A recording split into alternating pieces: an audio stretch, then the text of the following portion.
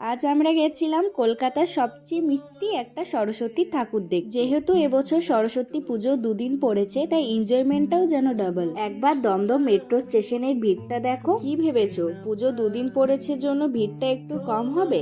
একদমই না। আমরা বাঙালি, জানো তো, এবছর আমার আর অঞ্জলি দেওয়া হয়নি।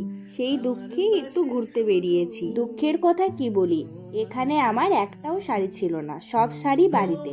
তার উপর থেকে শাড়ি কিনতে গিয়েও আমরা শাড়ি পাইনি, সেজন্য আমার এবছর পুজোতে শাড়িও পরা হলো না। পৌঁছে গেছি গিরিশ পার্ক মেট্রো স্টেশনে। আজ আমরা যাচ্ছি সেই ফেমাস চোরবাগান ক্লাবের মিষ্টি সরস্বতী মাকে দেখতে। ফেসবুকে এত ভিডিও দেখে নিয়েছি যে কিছুতেই বাড়িতে বসে থাকতে পারলাম না। তার উপর থেকে লোকেশনটা এতটাই কাছে ছিল, মাত্র 3টে মেট্রো স্টেশন পরেই। স্টেশন থেকে বেরিয়েই জাস্ট 7 থেকে 8 মিনিট আমাদের হাঁটতে হবে। আজকে বাইরে কি যে গরম ছিল, ভাগ্যিস আমি শাড়ি পরে যাইনি। এত তাড়াতাড়ি শীতকাল শেষ হয়ে গেল। চলো, দেখতে দেখতে পৌঁছে গেছি আমরা যখন গেছিলাম তখন খুব একটা ভিড় ছিল না। আমার দেখা সবচেয়ে কিউট একটা সরস্বতী প্রতিমা। এত মিষ্টি সরস্বতী মা এর আগে আমি কখনো দেখিনি। আজ তো একটা ছোট্ট বাচ্চা, এতটাই সুন্দর ছিল, মায়ের থেকে একদমই চোখ সরাতে পারছিলাম না। এরপর মায়ের সাথে কিছু ফটোস আর ভিডিওস ক্লিক করে নিলাম। বেরিয়ে গেছি ওখান থেকে, ভীষণ ভালো একটা সময় কাটালাম। এখন চলে এসেছি পেট পুজো করতে।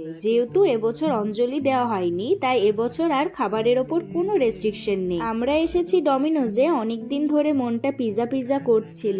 এটা নাকি শীতকাল, এত গরম পড়েছে আজ বাইরে, আমরা পুরো সেদ্ধ হয়ে গেছি। এবছর তো দুদিনের জন্য একটা নাম সাক্ষী শীতকাল পড়েছিল। অনেকদিন ধরেই ভাবছিলাম পিজা খাবো, তো আজ ফাইনালি চলে এসেছি। ভিডিওগ্রাফারকে বলেছিলাম আমার কিছু সুন্দর ভিডিও করে দিতে, এদিকে ভিডিওগ্রাফারের কাণ্ড দেখো। ফাইনালি ওয়েট ইজ ওভার, আমাদের পিজা চলে এসেছে। পিজাগুলো এতটাই টেস্টি ছিল। এমনিই আমার আগাগোড়া পিজা খেতে খুব ভালো লাগে, জানো তো। ফ্লোতে ফ্লোতে অনেকগুলো পিজা অর্ডার করে দিয়েছিলাম। এদিকে একটা স্লাইড খেতে না খেতেই পেট ভরে গেছে। এই গ্রীষ্মকাল এলেই খাবার খেতে ভালো না লাগার ব্যাপারটা আমার একদমই পছন্দ নয়। সব সময় শুধু মনে হয় জল খেতে থাকি। যাই হোক, খাওয়া দাওয়া হয়ে গেছে, খুব কষ্ট করে উদ্ধার করেছি। জানো তো সবচেয়ে সুন্দর ব্যাপারটা কি?